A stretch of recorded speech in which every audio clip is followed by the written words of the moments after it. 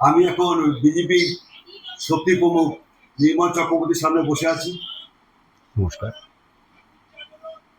ওনাকে আমার একটা প্রশ্ন, এই বিজেপি যে এবার বিপুল ভোটে জয়লাভ করলো, সেটাকে আপনি কিভাবে দেখছেন আর কিভাবে আপনি উৎসাহ করবেন এটাকে?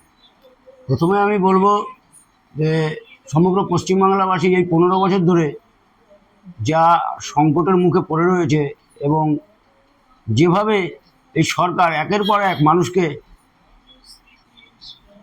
ধাপ্পাবাজি দিয়ে চলেছে, হ্যাঁ, মানুষ চরম তিতিবিরক্ত হয়ে এই সরকারকে উপরে ফেলে দিল। আর সবাই বিজেপিকে ভালোবাসে, অনেক আশা নিয়ে বিজেপিকে প্রাণ ভরে আশীর্বাদ করেছে। এই জয় মানুষের জয়।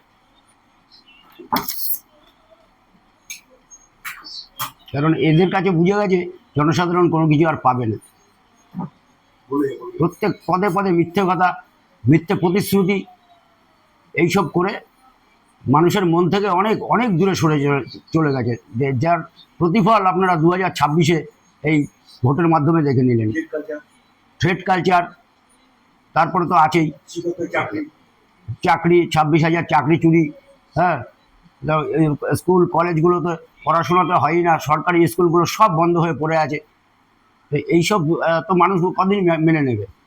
একটা 15 বছরে একটা বেকার শিক্ষিত যুবক যুবতীদের চাকরি নেই। দুটো জেনারেশন পুরো শেষ করে দিয়েছে এই মমতা সরকার। আচ্ছা, আপনার কাছে আমার দ্বিতীয় প্রশ্ন, যে আপনারা যে অভয়ের মা রত্নাদেবী মহাশয় যে প্রজেক্টটা যখন করছিলেন, তখন কি কি কি বাধার সম্মুখীন হয়েছিলেন? অনেক বাধা হয়েছে আমাদের, যেমন জায়গায় জায়গায় এরা এদের মহিলা কর্মীদের আগিয়ে দিয়েছে এবং অনেক ফোনে আমাদের হুমকিও এসছে।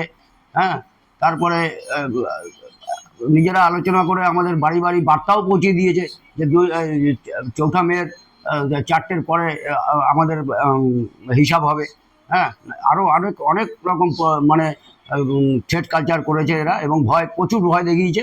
এইগুলো বলে লাভ নেই, মানুষ আমাদের সাথে আছে।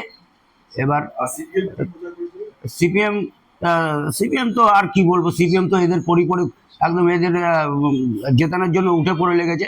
সিপিএম আর তৃণমূল আমরা মনে করি এরা দুই ভাই, এদের একে একে একে অপরের পরিপূরক।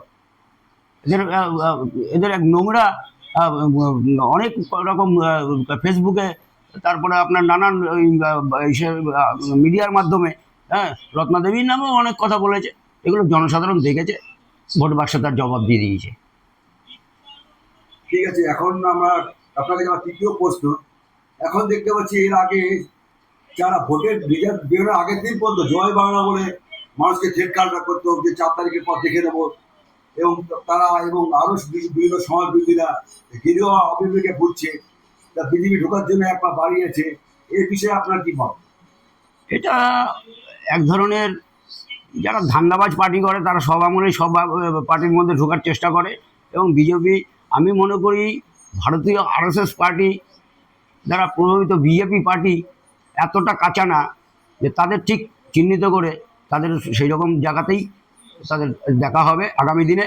হ্যাঁ, এইটা আমরাও করব, সব জায়গাতেই করব। এবং আমাদের রাজ্য সভাপতি শ্রমিক ভট্টাচার্য মহাশয়, শুভেন্দু অধিকারী মহাশয় পর্যন্ত বলে দিয়েছে। হ্যাঁ, সব কিছু ঠিকঠাক হয়ে গেল, এদেরও বাছাই হবে, এদেরও বাছাই করে আমরা আগামী দিনে এগিয়ে যাব, এই আশা রাখি। জনসাধারণের সাথে থাকব, আমাদের সরকারও থাকবে। এটা কোনো মিথ্যে প্রতিশ্রুতি না, এটা আপনারা কাজের সময় মিলিয়ে নিতে পারবেন। 2021 সালে তো টিএমসি জেতার পর তো অনেক মানুষকে খুন করেছিল, অনেক লোকে ঘর ছাড়া হয়েছিল, এখন তারা বাড়ি ফিরছে।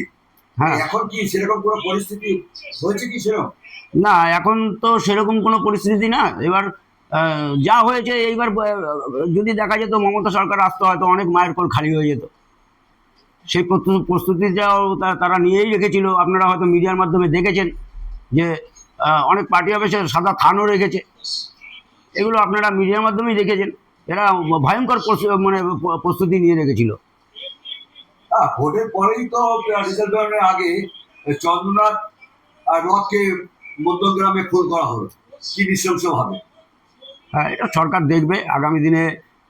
আশা করি এর সুবিচার আমরা পাবো এবং অপরাধীকে চিহ্নিত করে তার সঠিক বিচার হবে। নমস্কার। ধন্যবাদ আপনাকে।